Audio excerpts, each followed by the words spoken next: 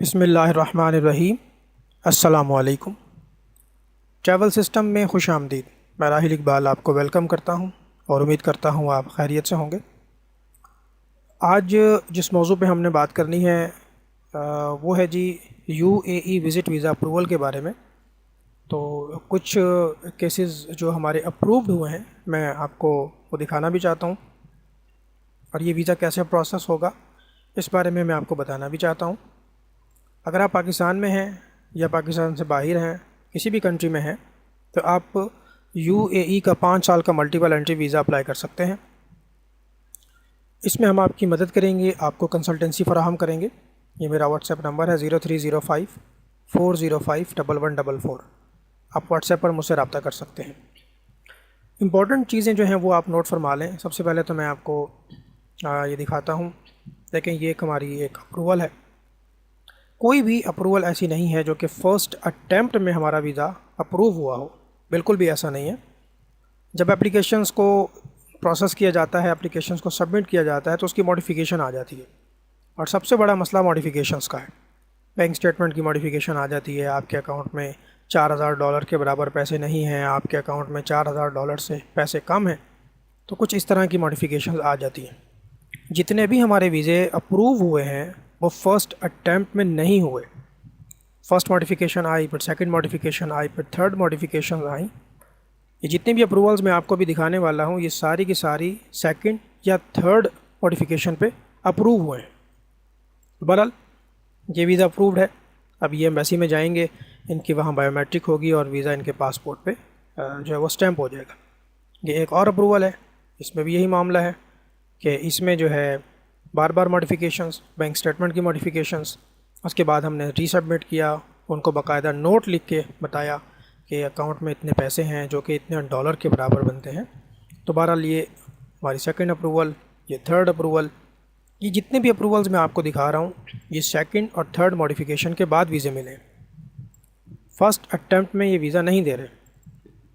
ये मॉडिफिकेशन भी देख लीजिए, इसमें भी ऐसा ही मामला है कि वीज़ा जो है वो अप्रूव्ड हुआ है लेकिन आफ्टर मॉडिफिकेशन। अब जो लोग आईसीपी से प्रोसेस करेंगे, पहली बात तो ये कि मैंने एक वीडियो रिकॉर्ड किया था, ये परसों मैंने एक वीडियो रिकॉर्ड किया था आईसीपी और जीडीआरएफए। वो लोग जो पाकिस्तान से बाहर हैं, किसी भी कंट्री में हैं, गल्फ़ में हैं, कतर, बहरीन, कुवैत, सऊदी अरब और यूरोप, यूके, कहीं भी हैं, और वो अगर दुबई का 5 साल का वीज़ा अप्लाई करते हैं पाकिस्तानी नेशनलिटी बेस पे, तो उनको चाहिए कि वो जीडीआरएफए से अप्लाई करें, दुबई इमिग्रेशन से। इसमें आपको डायरेक्ट वीज़ा दिया जाएगा, बायोमेट्रिक की ज़रूरत नहीं होती, इलेक्ट्रॉनिक वीज़ा होगा। जबकि शारजा और अबू धाबी इमिग्रेशन में अगर आप आईसीपी स्मार्ट सर्विस से अप्लाई करते हैं तो आपको बायोमेट्रिक करवाना होगी, और इस तरह की आपकी अप्रूवल आएगी। फिर आपने एम्बेसी से अपॉइंटमेंट लेनी है। अपॉइंटमेंट लेने के बाद पहले आप अपनी अपॉइंटमेंट जो है वो ऑनलाइन बुक करवाएंगे।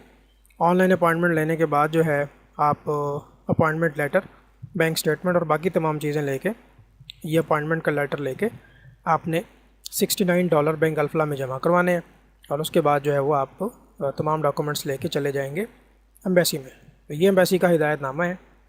इसमें अप्रूवल के बाद $69 बैंक अल्फला में जमा होगा। उसके बाद ID card, passport, picture, approval, paid hotel और पेड टिकट लेके आप अपने अपॉइंटमेंट के दिन वहाँ जाके सबमिशन करवा देंगे, और आपके अकाउंट में $5000 के बराबर या उससे ज़्यादा रकम होनी चाहिए। और जो लोग दुबई इमिग्रेशन में हैं, जो लोग दुबई इमिग्रेशन से प्रोसेस कर रहे हैं, तो उनका वही है कि डायरेक्ट आपको अप्रूवल मिलेगी, और जो स्टिकर वीज़ा होगा वो कुछ इस तरह से होगा। ये आपके पासपोर्ट के ऊपर पेस्ट कर दिया जाएगा एक स्टिकर की फॉर्म में। तो इस वीडियो को बनाने का मकसद ये है कि अप्रूवल रेशो कितनी है। पहली बात तो ये है कि वीज़ा बाय लक है। आपने अगर पूरी दुनिया घूमी है, दुनिया में कोई 50 मुल्क आपने घूमे हैं और हर बड़ा कंट्री आपने विज़िट किया है, इससे कोई फ़र्क नहीं पड़ता। ये जो वीज़ा सिस्टम है आईसीपी स्मार्ट सर्विस का, ये बिल्कुल डिफरेंट है।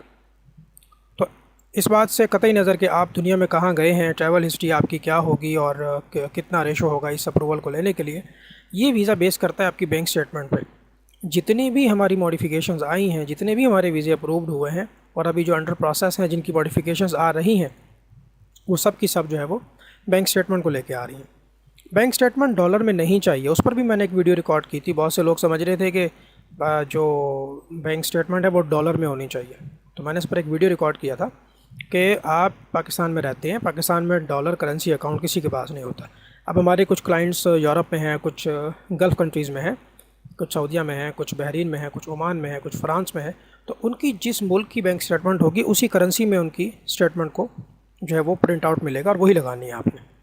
अब लोग समझते हैं कि शॉर्ट वीज़ा हम अप्लाई कर लें, तो शॉर्ट वीज़ा आपने अप्लाई नहीं करना। 1 मंथ और 2 मंथ का रिजेक्शन रेशो बहुत ज़्यादा है, 99% रिफ्यूज़ल रेशो है।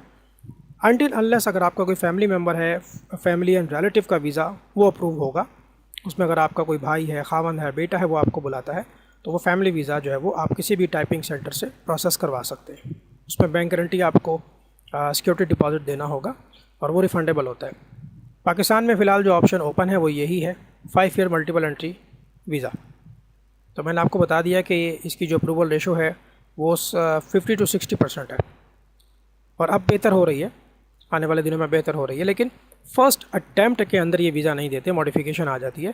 फिर उस मॉडिफिकेशन को आप जस्टिफाई करें, उसका जवाब दें, बाकायदा में एक प्रोविज़न ये नोट बना के लिखते हैं कि जी हमने बैंक स्टेटमेंट लगाई है जिसके अंदर इतने पैसे हैं। बार बार एक ही मॉडिफिकेशन आती है, तो ये इनके सिस्टम का इशू है। कोई भी कंसल्टेंट, कोई भी एजेंट आपको वीज़ा नहीं दे सकता, वीज़ा नहीं दे सकता, क्योंकि वो सिर्फ आपके लिए एप्लीकेशन अप्लाई करेगा।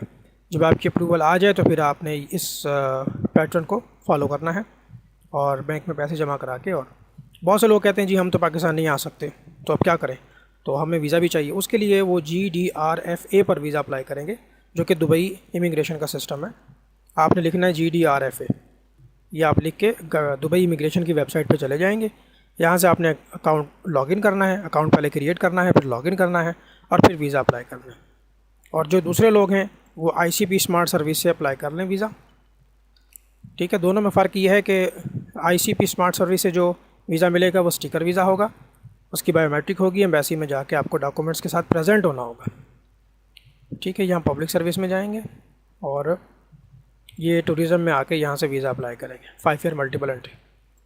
और जो दुबई इमिग्रेशन वाला सिस्टम है ये, इसमें अगर आपकी अप्रूवल आती है तो इसमें कोई बायोमेट्रिक नहीं होती, कोई एम्बेसी में जाने की ज़रूरत नहीं है, ये आपको डायरेक्ट वीज़ा मिलेगा इसका।